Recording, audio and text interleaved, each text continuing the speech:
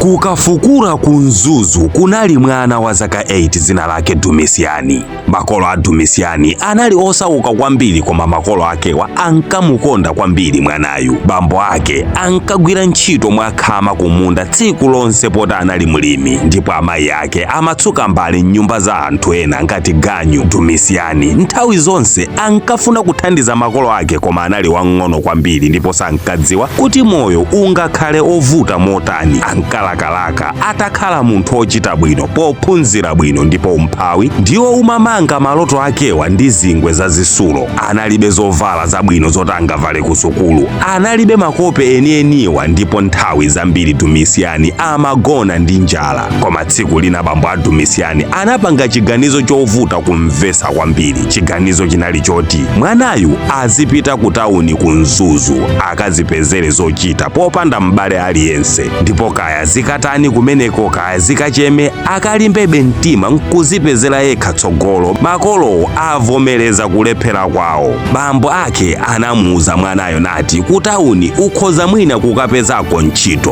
kuphunzira china chake chatsopano ndi kumanga moyo wako wabwino. Dumisiyani sanamvese chifukwa chenicheni chomwe iye amayenera kuchoka pa nyumba nkumapita popanda wachibale. Nanga akanatani poti makolo ateno anavomereza kuti angowasangalasa makolo akewo, ndipo mmawa kutacha bambo ake anamukwezesa basi kupita ku mzinda wakutali popanda wachibale. Mayi ake anabisa misonzi ya ukholo namunong'oneza kukhutu nati, ukakhale wolimba mtima zingakavute motani kumeneko kwa mwana wanga. Ali mbasi, mudzi, mitengo, nyumba zozira zonse ankakonda zidayamba kuzimilira mu mtima mwake. Anali ndi maloto ochuluka, koma samadziwa kuti moyo watsala pang'ono kumuyesa mochemesesa zedi.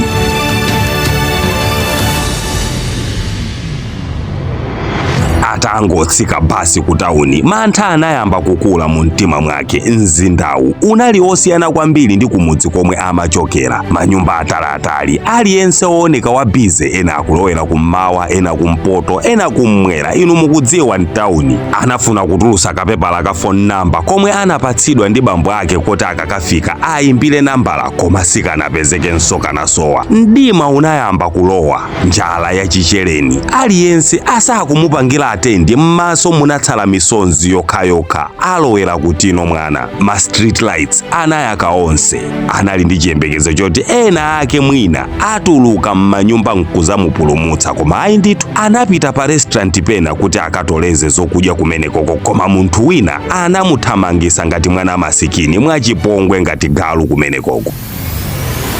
Mothodwa ndi mofowoka, Dumisiyani anagona panja pa shopu ina yotsekedwa usiku umenewo kukuzizira akungonjenjemera mwana mamuna koyenda. Ndipo kutacha kummawa kachiyembekezo kabwino kanayamba kumupeza. Palibe chingandithandize ndi kulira, ndayenera kupangapo kanthu. Choncho anasasa zovala zake ndi kuyamba kuyenda kolowera osadziwika. Akuyenda anaona katiru mukabize ka mdala wina akaonga mwaukauli wa dada. Anapereka moni Dumisiyani atachosa mantha. Ndili makola uli mwana wane. Ndili makola, anayankhana choncho moni ndi Dumisiyani. Nkhukumba wakaovuri winu uwange ndingasanga ntchito ichoko kuno kusitolo tinu. Anafusira ntchito pamene paja. Akaonga anamuyang'ana Dumisiyani kumutu mpaka kumiyendo. Atatuwiratu nkhope yofuwa ndi kuzizira nati, kasi imwe wafuma khu mwana. Dumisiyani sakanatha kufotokoza nkhani yake yonse. Iye anangoti wachokera kumuzi ndipo chomwe iye akufuna ndi ntchito. Akaonga anamva chisoni ndi mmene amaonekera, natenga pisi ya buledi nditi ndi kumpasa nati, mukuyenera kulya dankha ndipo tizakudumbisikana. Ndipo after pamene papa mwanayu anapeza ntchito yokilina mbale, kupukuta matebulo ndi zina zambiri. Pomwe masiku akupita anapezeka akuphunzira zinthu zambiri zasopano. Ndipo tsiku lina munalowa a principal a skulu ina mu tea store nakumana ndi Dumisiyani nati,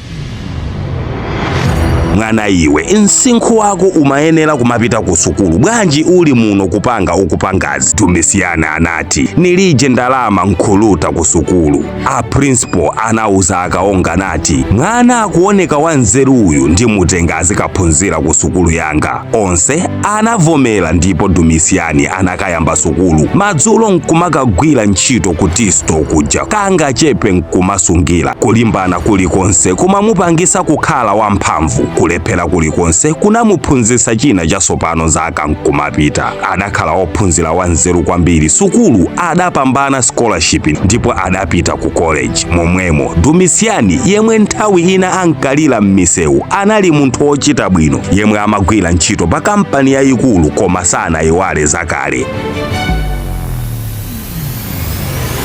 Adabwereranso kuti rumu yomwe ankagwira ntchito ija pa nthawi nkuti akaonga ali okalamba zedi. Dumisiyani anawagwira dzanja akaonga nati kufuma muhanya uno muzamugwiranso ntchito yayi nizamumovirirani.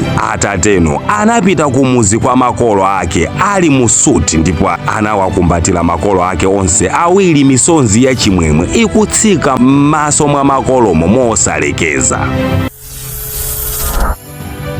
Phunziro munkhani moyo ndi osinthasintha zochitika, sukufunika kukhazikika malo amodzi. Ngati pena sipakuyenda timayenera kusuntha pomwe tili nkukayesa pena nkutheka mwayi wathu siuli pomwe tikukakamirapo. Moyo uno ndi wa zinthu ziyende, pena ayi even Eskom magesa azime ayake, koma moyo ukupitirirabe chitsogolo. Kusaka kulibe msinkhu, kulibe chikazi kapena chimuna. Mantha ndi kudalira nthawi zambiri ndi zomwe zimatibweza kumbuyo anthufe. Makolo a Dumisiyani anaoneka ngati apanga nkhanza pomutumiza mwana wawo kutali, koma lero zomwe zimaoneka ngati nkhanzazo zapulumusanso ndi iwo omwe pa mavuto. Life is all about taking my risk. Mavuto amamupangisa munthu kuchoka mantha, kudzipereka mwatunthu, kusaziyang'anira pansi ndi kulimbikira. Komwe muliko kaya ndinu mtundu wanji wa munthu nkutheka kupalasira kumanja kumanzere zinthu osathekabe. Sunthani muliko, mwina mukapita ku chilendo effort ikachuluka poona kuti muli nokhanokha kumeneko. Tiyeni titole mwawi, tiyeni tigwire ntchito mwamphamvu. Umoyo ngwakuyezenga na kutondeka. Ndine Dean Studios, osayiwala kupanga share nkhani ya Dumisiyani.